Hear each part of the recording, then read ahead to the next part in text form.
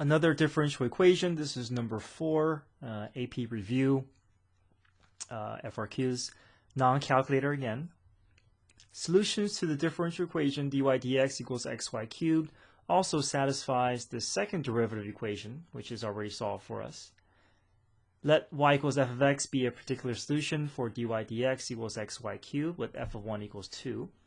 Write the equation for the line tangent to the graph at y equals x, f of x at x equals 1. So that means we're going to have to find our tangent line, our slope, and our ordered pair. So there's no need to find our derivative equation. We already have dy dx available to us. We can just go ahead and plug this ordered pair 1, 2 in for x and y. So we get 1 in for x, 2 in for y, and then 2 cubed is 8 times 1 is 8. Order pair is 1, 2, our slope is 8, and then we do point slope form. Y minus y1 is equal to m times x minus x1, so y minus 2 is equal to 8 times x minus 1. Now we're going to take this tangent line equation, and we're going to use that for part B, which is use the tangent line equation to approximate f of 1.1. So all we're going to do is take that decimal and put it in for the x of the tangent line equation and see what decimal value that gives us. So 8 times 1.1 minus 1 plus 2, we get around 2.8. Given that f of x is greater than 0 for between 1 and 1.1, is the approximation for 1.1 greater than or less than f of 1.1? Explain your reasoning.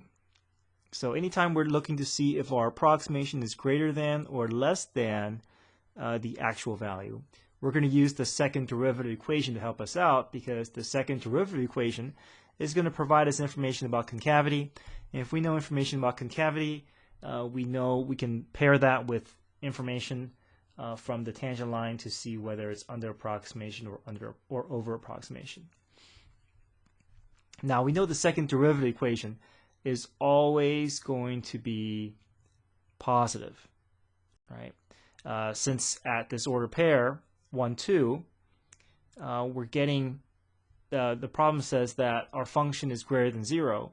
So if our function is greater than 0 and x is between 1 and 1.1, we're always getting positive numbers in that range. So any positive numbers plugged in for x and y, we have to get a positive value in return. So this guarantees that the second derivative value is going to be positive. And if its second derivative value is positive, we can conclude that this must be part of a concave up graph. And if it's part of a concave up graph, any tangent line that we're drawing to that curve is going to sit below the curve, and therefore any point on this line is going to be under approximation of the actual value on the curve. The line lies below the curve, so any approximation is going to be an underestimation. Part C, we're going to solve the differential equation dy dx equals xy cubed. So I'm going to cross multiply first. Dy times xy cubed, dy times 1 is equal to, put this over 1 here, dy times 1 is equal to dx times xy cubed. So now once I have all the denominators out of the way, I'm going to see what I can do to get full separation of variables. I want everything associated with y on the left side, everything associated with x on the right side. Looks like the only thing out of place is this y cubed, so I'll divide the y cubed over. Make sure you leave it in the denominator initially. So now that we have full separation, let's decide what we can do to get it ready for our appropriate integral rules. Looks like both sides is going to be power rule, but to do that on the left side, we need to move this y cubed to the top. So let's make it y to the negative 3 dy equals integral of x dx. We apply power rule on the left side, so y to the negative 2 over negative 2. We apply power rule on the right side, x squared over 2 plus c. I'm going to go ahead and just solve for c at this point in time before the square root shows up. So I'm going to plug in 1 in for x, plug 2 in for y.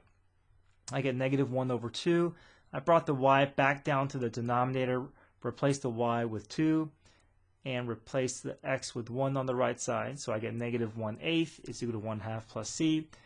Subtract 4/8 from both sides, I get negative 5/8 once I find the common denominator. Replace negative 5/8 in for the c value, and from there, let's see what we can do to get y by itself. What if I multiply everything through by -2? That will at least get this negative 1/2 to flip over to the other side. So if I multiply everything through by -2, the left side cleans up a little bit to be 1 over y squared is equal to negative x squared plus 10 over 8, which is 5/4. Think of this as a numerator. I know there's a complex fraction that makes it a little bit uglier, but we can think of this as negative x squared plus 10 over 8 all over 1. Cross multiply. I get y squared times negative x squared plus 5/4 is equal to 1. Try to get y by itself. I'll divide the parentheses back over to the right side. Take the square root.